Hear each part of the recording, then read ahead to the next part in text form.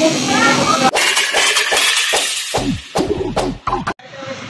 welcome back again sa aking YouTube channel mga idol, no? Sa video na to is nandito tayo muli kay Maddie's Bike Shop. Pakita ko lang sa inyo itong bagong build bike nila ngayon, no? Napakaganda, napakaangas at napakaganda ng mga specs na kinabit nila dito mga idol, no? Yun, kung gusto niyo yung build bike na to mga idol, no? Ayan, available yan dito kay Maddie's Bike Shop. Sir, nag-iisa lang to. Nag-iisa lang mga idol, no? Papakita ko sa inyo kung ano mga kinabit nila na components yan. Yun, available yan sa home credit, tapos maraming freebies yan mga idol, no? So yun mga idol, no? Simulan tayo. Let's go.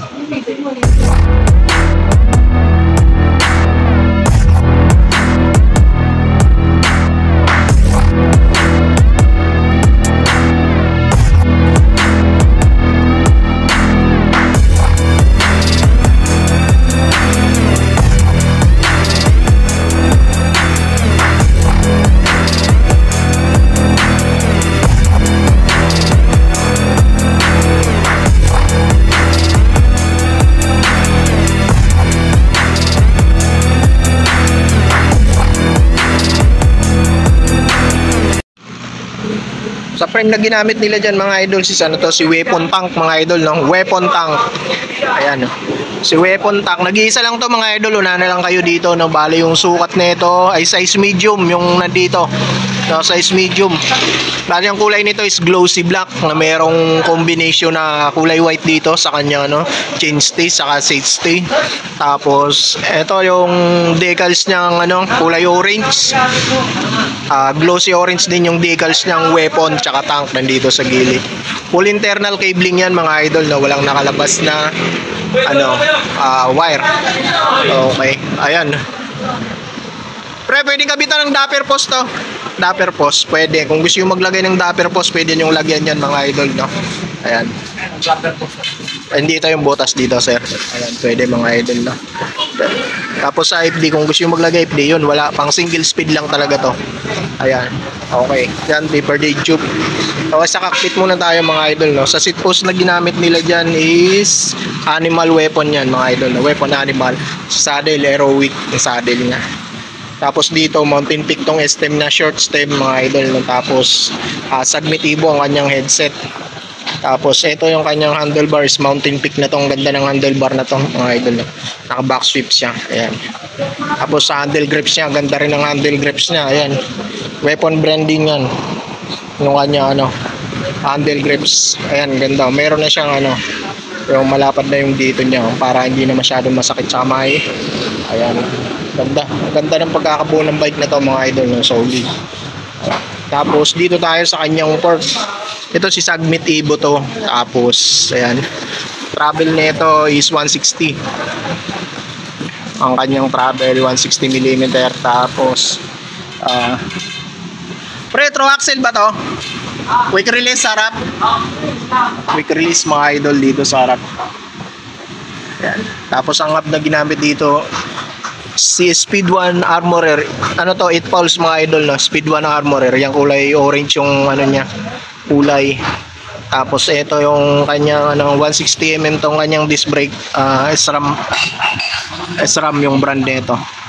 Tapos sa rim na ginamit dito is ayan si Weapon Hammer. Weapon Hammer din. Ayan. Okay, alloy na yan mga idol, stainless spokes. Tapos sa tire na ginamit is Maxxis. Ayan, Maxxis yung tire niya.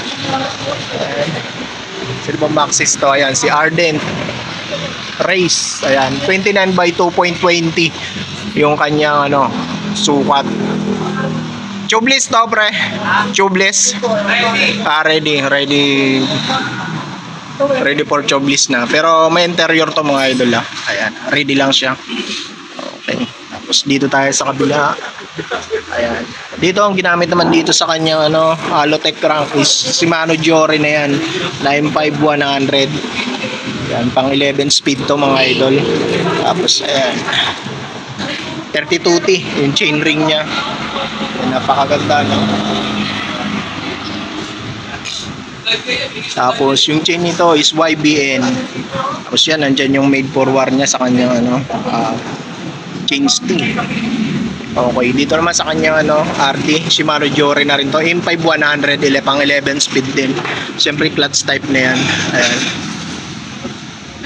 Tapos eto M5 100 din to. 11 speed din, 1151 yung cogs niya. Tapos yan, weapon hammer yung kanya ring.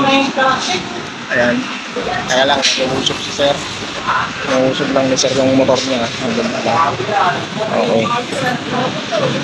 Tapos, dito tayo, no? Hindi pa napakita to.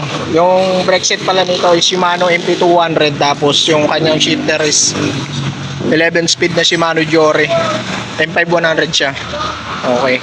Ayan yung kabuuan yan. Ganda-ganda ng ito, build bike na yan, mga idol, no? Yan, kung gusto nyo yung bike na yan, kunin nyo lang dito kay Maddie's Bike Shop. Ang presyo pala niyan, mga idol. Sir, magkano to? 25,000 mga idol, no? 25,000 yan. Ayan. Punta nyo lang dito kay Maddie's Bike Shop kung gusto nyo yung bike na yan. O, yun malang mga idol video natin, no? Mabilisang bike check lang tayo dyan sa build bike na yan. 25,000, maraming previous yan. Available yan sa home credit. Yun lang mga idol, peace.